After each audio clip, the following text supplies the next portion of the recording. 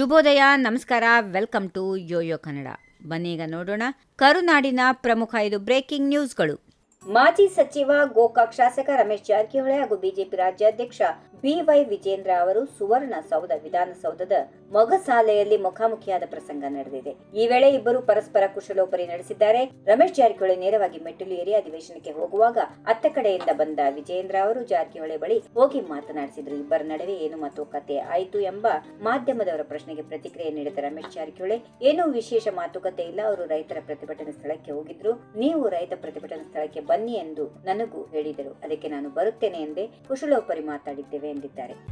ಶಾಸಕ ರಾಜಣ್ಣ ಅವರು ಬಿಜೆಪಿಗೆ ಹೋಗ್ತಾರೆ ಎಂಬ ಮಾತು ಬಂದಿದೆ, ಹೌದಾ ಎಂದು ಕೇಳಿದ ಪ್ರಶ್ನೆಗೆ ಉತ್ತರಿಸಿದ ಕೆಎನ್ ರಾಜಣ್ಣ, ಹಾಗಂತ ಯಾರು ಹೇಳಿದ್ದಾರೆ? ನಾನು ಇಂದಿರಾ ಗಾಂಧಿ ಅವರ ಕಾಲದಿಂದಲೇ ಪಕ್ಷ ಜೊತೆಗೆ ಇರುವವನು, ನಾನು ಇಂದಿರಾ ಗಾಂಧಿಯ ಅಭಿಮಾನಿ, ನಾನು ಬಿಜೆಪಿ ಸೇರುತ್ತೇನೆ ಎಂಬುದನ್ನು ಯಾರು ಹೇಳಿದ್ದರೂ ನಾನು ಅದನ್ನ ಖಂಡಿಸುತ್ತೇನೆ ಎಂದು ರಾಜಣ್ಣ ಹೇಳಿದ್ದಾರೆ.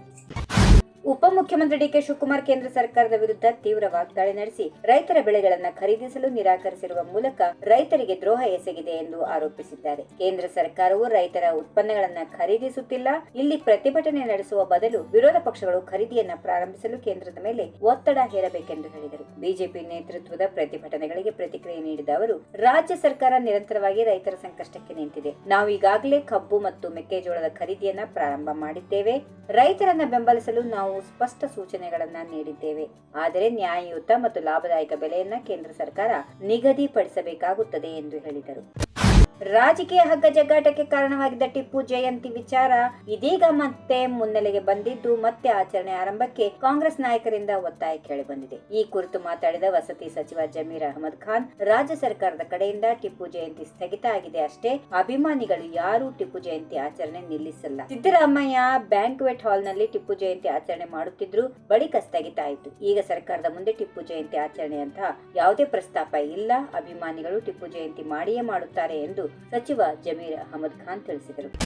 ಗ್ಯಾರಂಟಿ ಯೋಜನೆಗಳಿಗೆ ಶಾಸಕಾಂಗ ಸಭೆಯಲ್ಲಿ ಅಪಸ್ವರ ವಿಚಾರ ಸಂಬಂಧ ಪ್ರತಿಕ್ರಿಯೆ ನೀಡಿರುವ ವಿಧಾನ ಪರಿಷತ್ ಸದಸ್ಯ ಛಲವಾದಿ ನಾರಾಯಣಸ್ವಾಮಿ, ಗ್ಯಾರಂಟಿಗಳಿಂದ ರಾಜ್ಯದ ಆರ್ಥಿಕತೆ ಹಾಳಾಗುತ್ತಿದೆ ಎಂದು ಕಾಂಗ್ರೆಸ್ ಶಾಸಕರೇ ಹೇಳುತ್ತಿದ್ದಾರೆ ಎಂದು ಹೇಳಿದರು. ಮಾಧ್ಯಮಗಳ ಜೊತೆ ಮಾತಾಡಿದ ಎಂಎಲ್ಸಿ ಛಲವಾದಿ ನಾರಾಯಣಸ್ವಾಮಿ, ಗ್ಯಾರಂಟಿ ಯೋಜನೆಗಳಿಂದ ಅಭಿವೃದ್ಧಿ, ಆರ್ಥಿಕ ವ್ಯವಸ್ಥೆ ಕುಂಠಿತವಾಗಿದೆ ಎಂದು ಅವರ ಶಾಸಕರೇ ಹೇಳುತ್ತಿದ್ದಾರೆ. ಕಾಂಗ್ರೆಸ್ ಗ್ಯಾರಂಟಿಗಳಿಂದ ಹೊಟ್ಟೆ ತುಂಬಲ್ಲ ಎಂದು ಲೇವಡಿ ಮಾಡಿದರು. ಈ ವಿಡಿಯೋ ನಿಮಗೆ ಇಷ್ಟವಾದಲ್ಲಿ ಲೈಕ್ ಮಾಡಿ, ಶೇರ್ ಮಾಡಿ, ಸಬ್ಸ್ಕ್ರೈಬ್ ಮಾಡಿ.